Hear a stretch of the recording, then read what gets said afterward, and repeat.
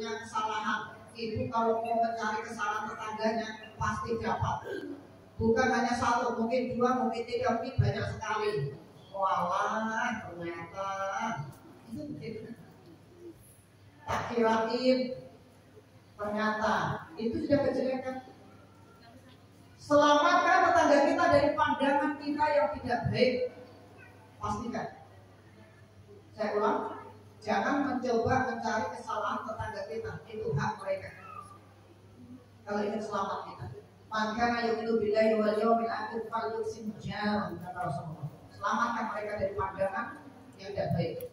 Yang kedua, dari telinga kita, pastikan tetangga kita tidak terganggu dengan pendengaran kita. Nguping. Tahu nguping? Kalau yang rumahnya jauh dengan tetangganya masih mending.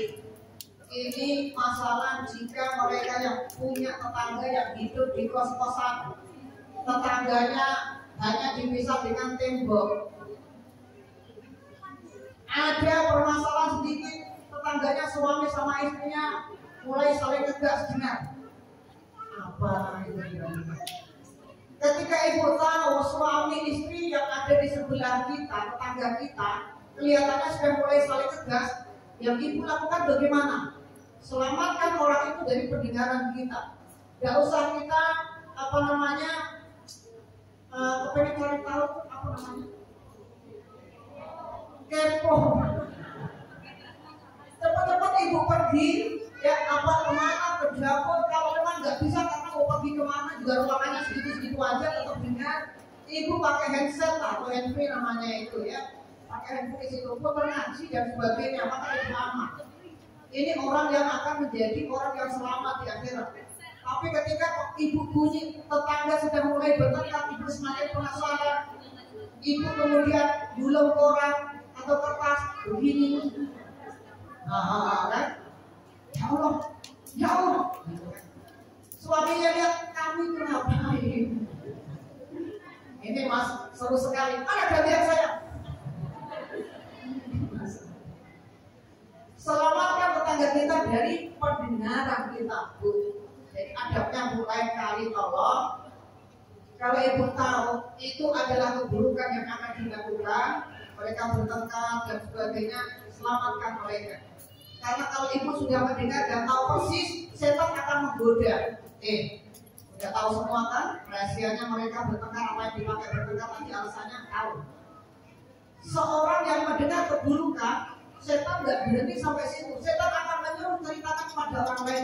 Kasih tahu suamimu supaya tahu. Sudah dikasih tahu, Mas. Tadi Mas, Masya Allah seru sekali. Apa deh? Itu loh tetangga kita, ternyata satunya itu punya istri lagi di kampung bisa. Kemudian setelah suaminya masih nggak puas, jangan suamimu saja, kasih tahu yang lain juga itu supaya seru. Itu kata setan. Alati waslu subhana. Lagi terus ceritakan, maka ketika dia menceritakan keburukan orang lain, dia sudah melakukan ghibah. Maka selamatkan tetangga kita dari telinga kita. Ya, selamatkan. Maka hak mereka selamat dari diri kita, baik pandangan mata kita, pendengaran kita, atau tangan kita. Ya, selamatkan. Berikan terbaik kepada mereka. Kalau ketemu tetangga, bagaimana adabnya kemarin? 3S sunnahnya. Kalau ketemu tetangga minimal 3S sebagaimana kita ini. Kalau tetangga kita itu muslim, ya, muslimah, ya, maka lakukan 3 perkara. Afsus salamu bainakum. Kalau ketemu di jalan, assalamualaikum Mbak, mau kemana? Yang kedua, tabassumu kafi wajhi akhika shadaqah. Tabassumu kafi wajhi akhika laka shadaqah. Jangan pernah berhenti untuk memberikan wajah yang baik kepada mereka. Tabassumu kafi wajhi akhika laka shadaqah. Senyum, berikan muka terbaik. Tidak boleh ibu ketemu tetangganya kemudian melengos.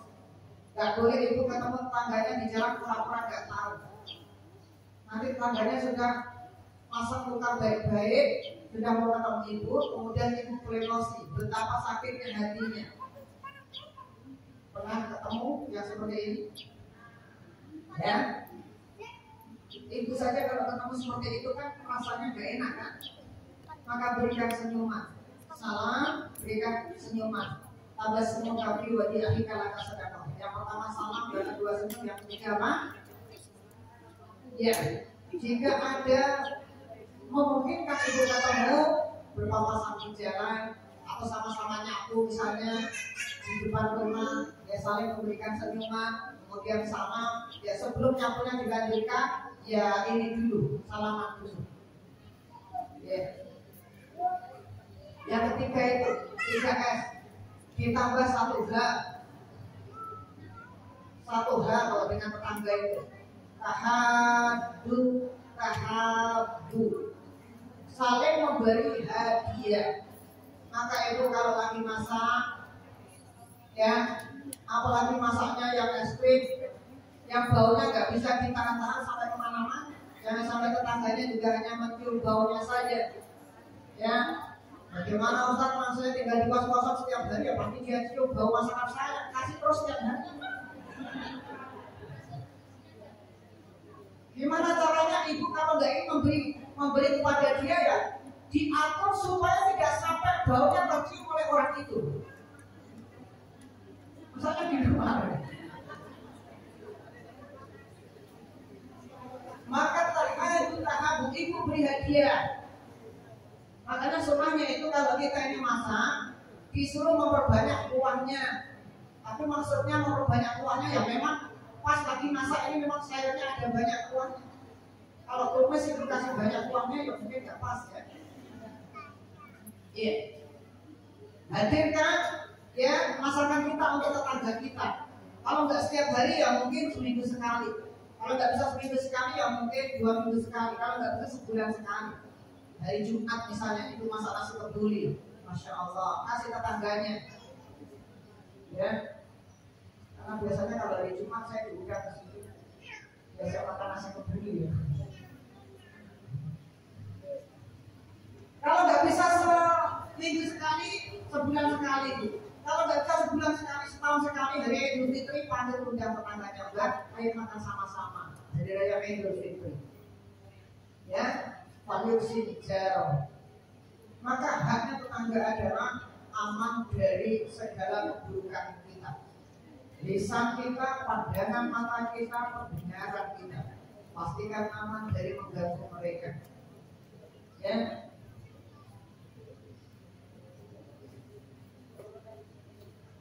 Adabnya tadi 3S 1H ya. Apa tadi Bu? Salam, senyum, salaman, hadiah. Lakukan. Hadiah tidak mesti yang termahal dan tidak mesti setiap hari terus menerus. Tidak mesti setiap hari terus menerus. Ya, hadiah ini sifatnya untuk apa sih? Tahabu, supaya tidak ada saling tinggi, tidak ada saling tinggi dan menumbuhkan tahabu. Apa tahabu itu? Saling menyinta, supaya nanti kalau kita mendapatkan kenikmatan dari Allah, dia tidak iri kepada kita. Menetralisirnya itu dengan hadiah. Ada kan orang kita mendapatkan kenikmatan, dia yang sewa, ya kan? SMS, susah melihat orang senang. Ada SMS. Kita yang beli kulkas, dia yang bingung. Tahu-tahu ada mobil antar kulkas di rumahnya dia. Dari mana coba uangnya? Orang kita beli kulkas, dia bingung. Ya, apalagi ini kulkasnya yang memang tidak banyak, tidak umum, pintunya sampai 6 misalnya. Saya sering menyampaikan, semakin kaget lagi, ya Allah, kok pintu kulkasnya sampai 6, punya saya aja cuma 1 dari dulu nggak berubah jadi 2, gitu kan? 1, bingung. Supaya ibu tidak ada tetangga ini yang ini dari ibu, maka 1 konsepnya sering memberikan hadiah. Ini menetralisir supaya orang tidak iri ketika kita mendapatkan kenikmatan. Ya, seperti itu. Supaya orang tidak iri kepada kita. Kalau orang iri itu tetangga, kenapa ada satu doa khusus yang diajarkan Rasulullah supaya kita ini selamat dari tetangga yang jahat? Apa doanya? Kenapa? Sampai Rasulullah ada memang tetangga itu yang jahat. Kenapa kita ini suruh berbuat baik pada mereka? Tetangga itu bisa mencelakakan kita. Tetangga itu bisa membuat kita menderita. Ya, karena tetangga itu yang tahu persis kurangnya kita, buruk-buruknya kita, rahasia-rahasia kita banyak tahu. Maka kita ini untuk mengimbangi harus memberikan hadiah kepada mereka. Ya, apakah makanan, apakah pakaian, apakah yang lain-lainnya. Sampai-sampai ada satu doa yang kita diajarkan untuk berlindung kepada Allah dari buruknya tetangga. Allahumma qfir bi syarri jalisu. Allahumma qfir bi syarri jalisu. Allahumma qfir bi syarri jalisu. Ya Allah, tolong jaga saya dari keburukan akhlak tetangga saya. Allahumma qfir bi syarri jalisu. Mintalah permohonan dan perlindungan kepada Allah karena tetangga ini, Bu. Ya, kalau kita tidak bisa berbuat baik kepada mereka, tidak bisa mencerateni, tahu mencerateni? Masih? Siapa yang orang Jawa? Mencerateni. Mencerateni itu apa ya? Mencerateni itu pokoknya pinter cerateni itu artinya dia pokoknya kita tahu kemampuannya apa ya, kita ingin tahu, kita memahami dia, tapi lebih dari memahami. Cerateni, pinter cerateni anaknya, sehingga anaknya ini bisa, dia butuhnya itu dia tahu, dia punya ini dia tahu, anaknya kurang dia tahu, anaknya salah dia tahu, bagaimana menghadapi dengan tepat, itu namanya cerateni. Ibu tahu persis apa yang tetangganya itu mau dari ibu, ibu tahu persis, itu namanya cerateni. Mungkin tahu masyarakat pengaku manusia ternyata tidak ada yang bisa membantu saya memahami itu hanya sekedar kita memahami dia, tapi ceratanya itu sampai kita tahu salahnya dia, kita tahu menghadapi bagaimana supaya dia bisa menjadi baik. Kurangnya dia, kita bisa tahu apa yang kita lakukan sehingga dia bisa menjadi baik. Namanya cerateni. Pinter cerateni, ya. Memang begini bahasa Indonesia terkadang tidak bisa diterjemahkan. Bahasa Jawa tidak bisa diterjemahkan bahasa Indonesia, itu banyak sekali. Maka supaya saya lebih senang kalau terang bahasa Jawa. Tapi kan bukan bahasa Jawa, orang Jawa semua buku lama nggak tahu bahasa Jawa. Ya, saya ulang sampai mana tadi?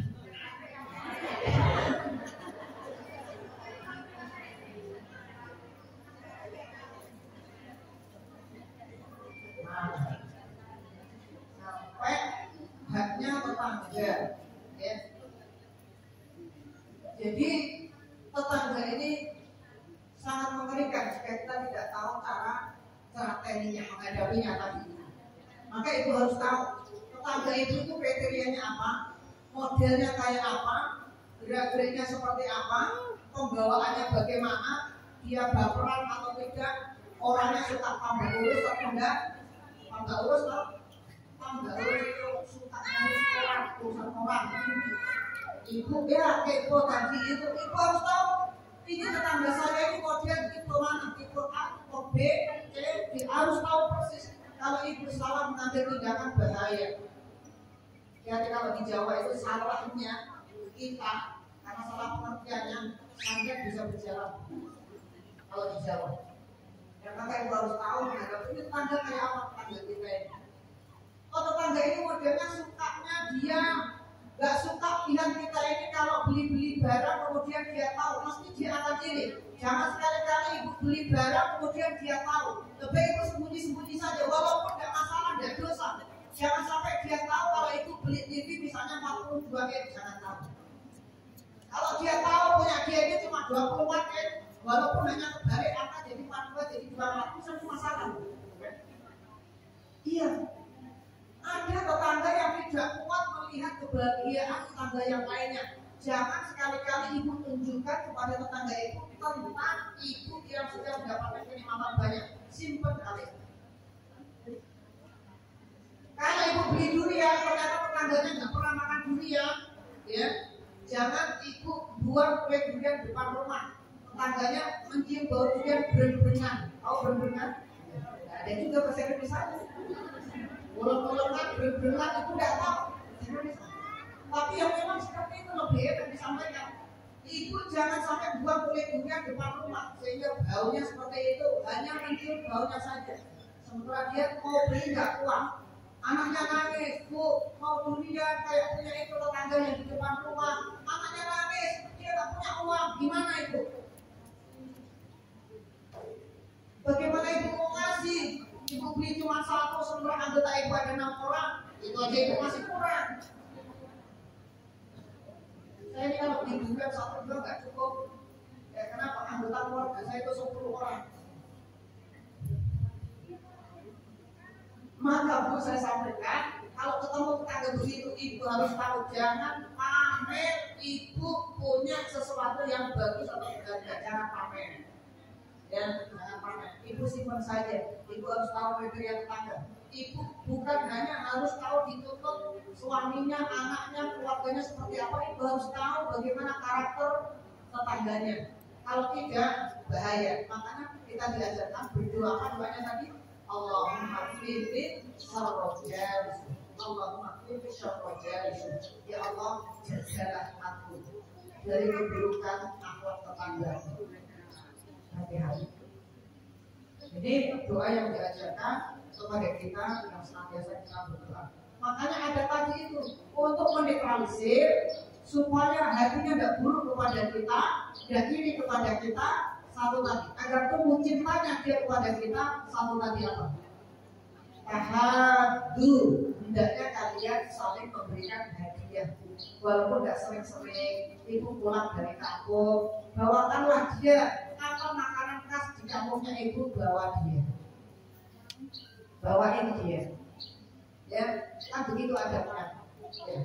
Ibu pulang dari mana, bawain ya. Walaupun tidak setiap hari, seminggu sekali atau sebulan sekali bawa. Hadiah ini Bu, bukan hanya sekedar main-main, tapi hadiah ini yang akan membentengi diri kita dari keburukan tetangga kita, itu hadiah. Selain kita berdoa tadi, ya, memaksa dia untuk berbuat baik kepada kita, hadiah. Makanya sahabat kata Rasulullah akan memunculkan rasa cinta dan akan membuat rasa benci, itu hadiah. Maka biasakan memberi hadiah. Karena ini adalah satu yang sunnah. Hadiah ini tidak sama dengan infak sedekah. Bedanya di mana? Sama-sama memberikan dari harta kita. Bedanya apa? Kalau infak dan sedekah ini adalah diutamakan kepada orang yang memang dia membutuhkan apa yang kita berikan itu. Memang dia lagi membutuhkan itu. Namanya infak sedekah. Tapi kalau hadiah ini tidak mesti orangnya ini lebih miskin dari kita. Dia lebih kaya dari kita, tidak masalah kalau hadiah. Tidak terikat kaya dan miskinnya orang kalau hadiah itu.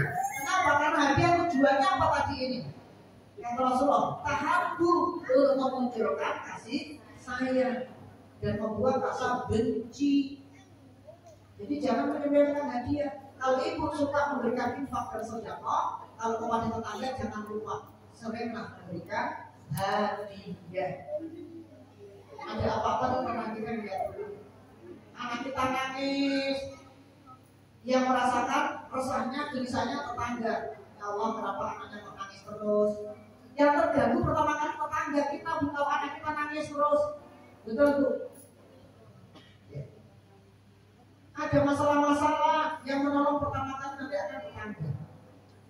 Yang sibuk pertama kali akan tetangga. Maka tetangga ini ada satu amalan khusus. Ini ada dalam kitab Fikih Akhlak 194 nomor 194. Kita bahas saat ini.